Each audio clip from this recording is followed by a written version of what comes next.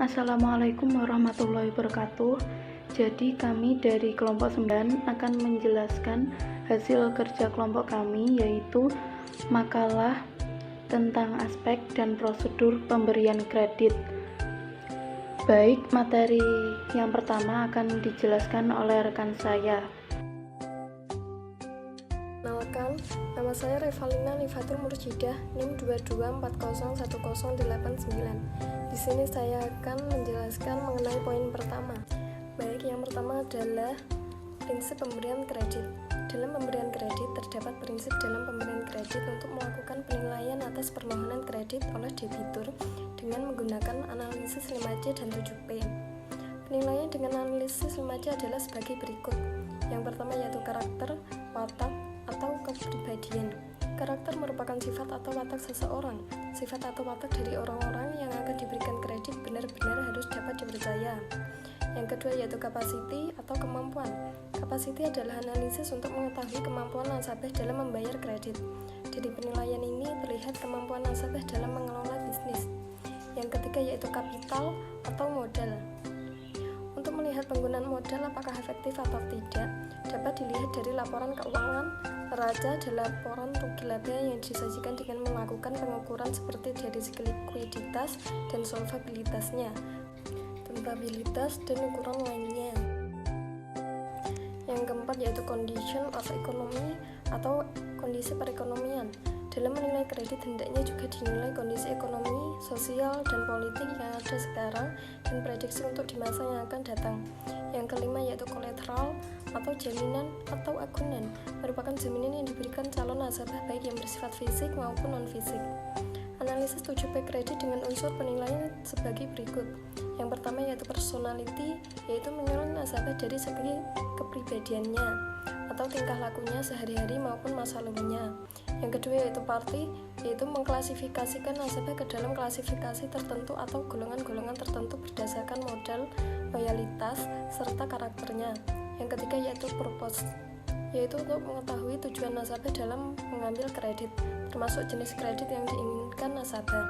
Yang keempat yaitu prospek, yaitu untuk menilai usaha nasabah di masa yang akan datang, menguntungkan atau tidak, atau dengan kata lain mempunyai prospek atau sebaliknya. Yang kelima yaitu payment, merupakan ukuran bagaimana cara nasabah mengembalikan kredit yang telah diambil atau dari sumber mana saja dana untuk pengembalian kredit. Yang keenam yaitu profitability, untuk menganalisis bagaimana kemampuan nasabah dalam mencari laba. Profitability diukur dari periode ke periode, apakah akan tetap sama atau akan semakin meningkat, apalagi dengan tambahan kredit yang diperolehnya. Yang ketujuh yaitu protection. Tujuannya adalah bagaimana menjaga kredit yang dimunculkan oleh bank tetapi melalui suatu perlindungan.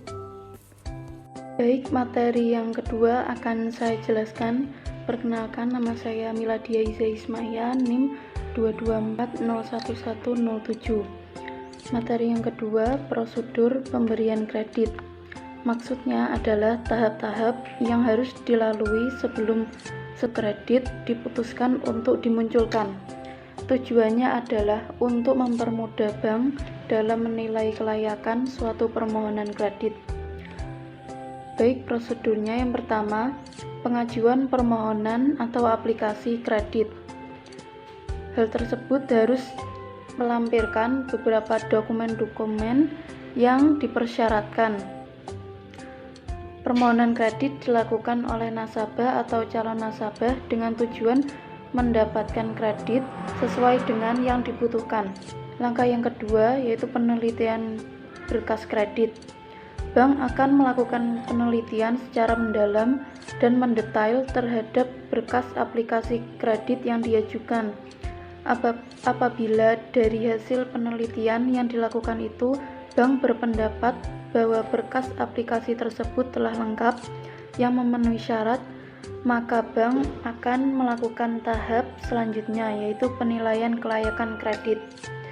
Yang ketiga, wawancara awal yang merupakan penyidikan kepada calon nasabah dengan langsung berhadapan dengan calon peminjam. Tujuannya adalah meyakinkan bank apakah berkas-berkas tersebut sesuai dan lengkap seperti dengan yang bank inginkan. Kemudian langkah yang keempat, on the spot, merupakan kegiatan pemeriksaan ke lapangan dengan meninjau berbagai objek yang akan dijadikan usaha atau jaminan. Langkah yang kelima, wawancara kedua, yang merupakan kegiatan perbaikan berkas jika mungkin ada kekurangan-kekurangan pada saat setelah dilakukan on the spot di lapangan.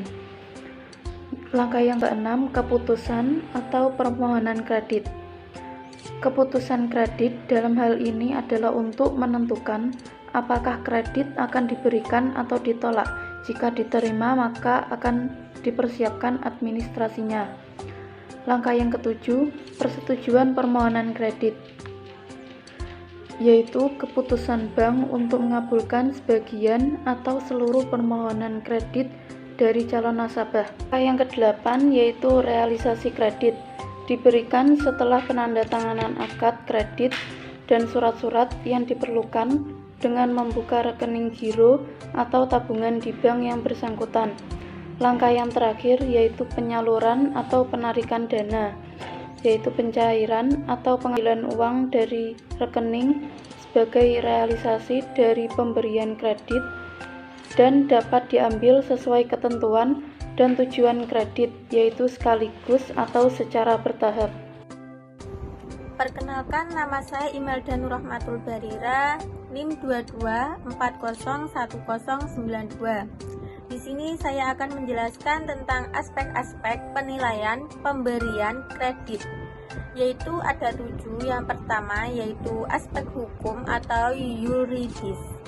Yang dinilai dalam aspek ini adalah masalah legalitas badan usaha serta izin-izin yang dimiliki perusahaan tersebut yang mengajukan kredit. Aspek ini dalam analisis kredit sangat penting dan strategis karena aspek hukum kurang diperhatikan dan belum sempurna akan melemahkan posisi aspek-aspek lain walaupun fasilitasnya sudah cukup. Yang kedua yaitu aspek pasar atau pemasaran. Dalam aspek ini yang dinilai yaitu besar kecilnya permintaan terhadap produk yang dihasilkan sekarang ini dan di masa yang akan datang, sehingga diketahui aspek melemahkan produk tersebut. Yang ketiga yaitu aspek keuangan, aspek yang dinilai dalam sumber-sumber dana yang dimiliki untuk membiayai usaha dan bagaimana penggunaan dana tersebut. Di samping itu, hendaknya dibuatkan cash flow keuangan perusahaan. Dari cash flow ini akan terlihat terdapat dan biaya-biaya sehingga dapat dinilai layak atau tidak layaknya usaha tersebut, termasuk keuntungan yang diharapkan. Yang keempat yaitu aspek teknis atau operasi, merupakan aspek yang membahas masalah yang berkaitan dengan produksi, lokasi, dan layout, seperti kapasitas mesin yang digunakan. Selanjutnya yaitu aspek manajemen. Aspek ini digunakan untuk menilai struktur organisasi perusahaan, sumber daya manusia yang dimiliki, serta latar belakang pendidikan dan pengalaman sumber daya manusianya. Yang keenam yaitu aspek sosial atau ekonomi. Aspek sosial ekonomi adalah menganalisis dampaknya yang ditimbulkan akibat adanya proyek tersebut, perekonomian masyarakat dan sosial masyarakat secara umum. Yang ketujuh yaitu aspek analisis mengenai dampak lingkungan atau AMDAL. AMDAL tersebut lingkungan baik darat, air, udara termasuk kesehatan manusia. Apabila proyek tersebut dijalankan, analisis ini dilakukan secara mendalam sebelum kredit tersebut disalurkan sehingga proyek yang dibiayai tidak akan mengalami pencemaran lingkungan di sekitarnya.